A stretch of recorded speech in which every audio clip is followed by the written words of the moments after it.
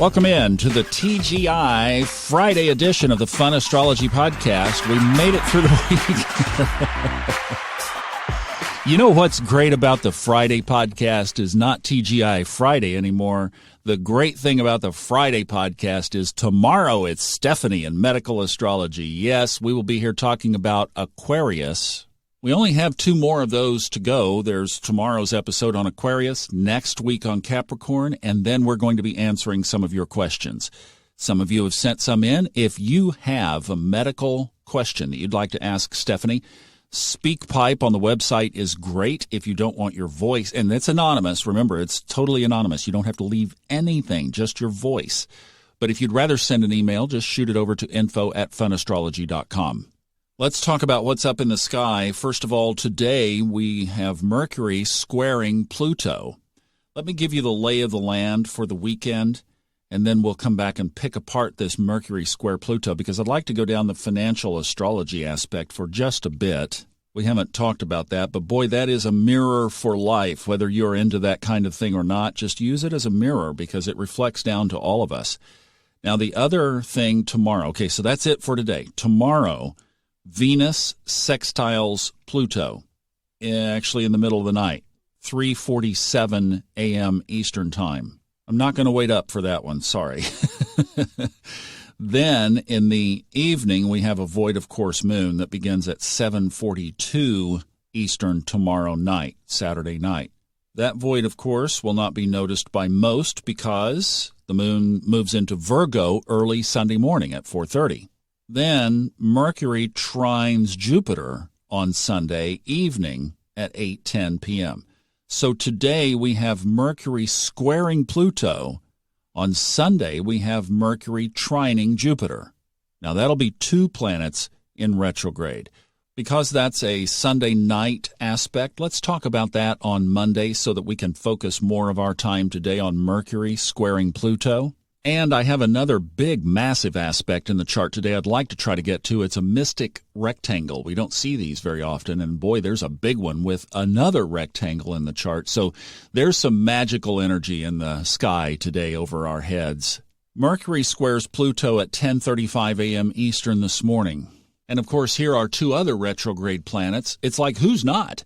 In fact, the only 2 that are not are Mars and Venus. Everybody else on the chart, well, Sun and Moon, they never are.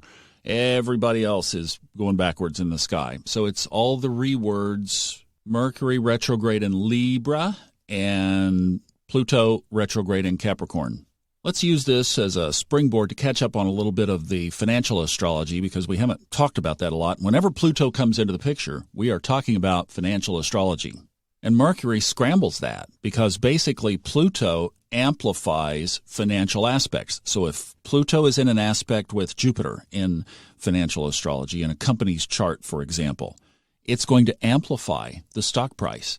Saturn, Mars will bring it down.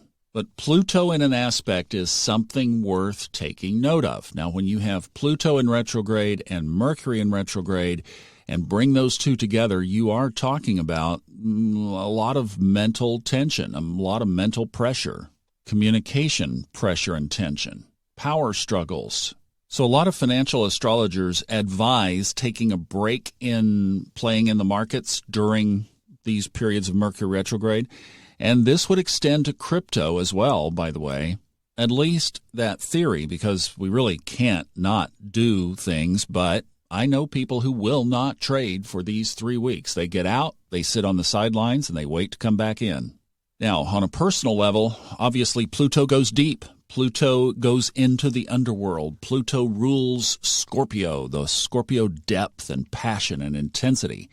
And Mercury's coming along, bouncing along like this jester, right? Bing-a, bing-a, bing-a, bing-a, and scrambling all of that. So there could be some deep stuff come up that might be a little bit, wow, where did this come from? So I would say the bottom line is, just like I would approach the market today, is an aspect to approach with caution. And especially for us, not related to any market type stuff, Mercury rules our communication. So be careful how Pluto might affect that. This today would not be a day to count to 5. It would be a day to count to 50 or 500. Whenever I interview Fred Dodson for the Subconscious Mind Mastery podcast, sometimes I'll ask him a question and there's a long pause between the answer. That kind of thing. Don't think that you have to just bark out an answer right away. Don't interrupt people. Let them say what they say. You absorb it, and you give it space. That's a good thing to practice anyway. I did a Subconscious Mind Mastery podcast on that, of interrupting rather than allowing space inside of conversation. We interrupt a lot, don't we? It's something that when you observe it, it's like, wow, I do that all the time. It's hard to do. It's hard to do. Well, today would be a good day to practice it. Let's talk about this mystic rectangle just real quick. And you can't talk about a mystic rectangle real quick, but what it is you got a great big X in the chart. And there are 4 planets connected. All right? What are the 4?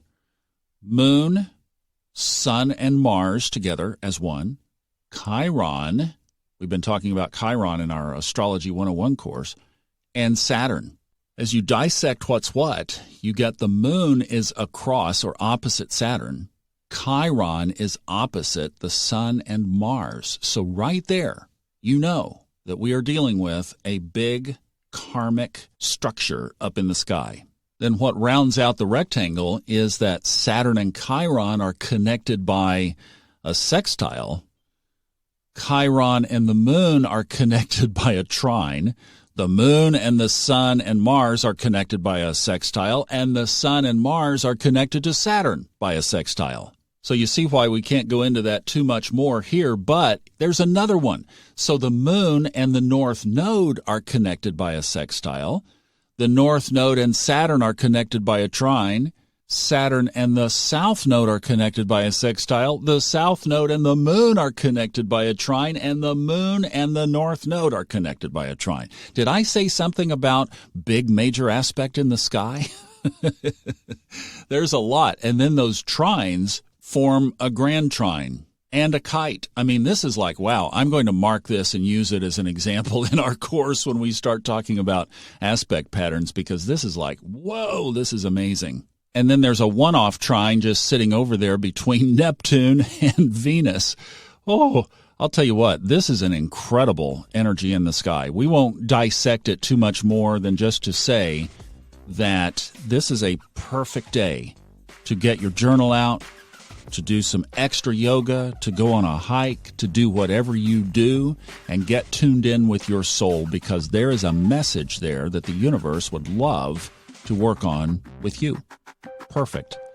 Have a great day. Back with Stephanie and Aquarius and our health tomorrow. See you then. Bye-bye.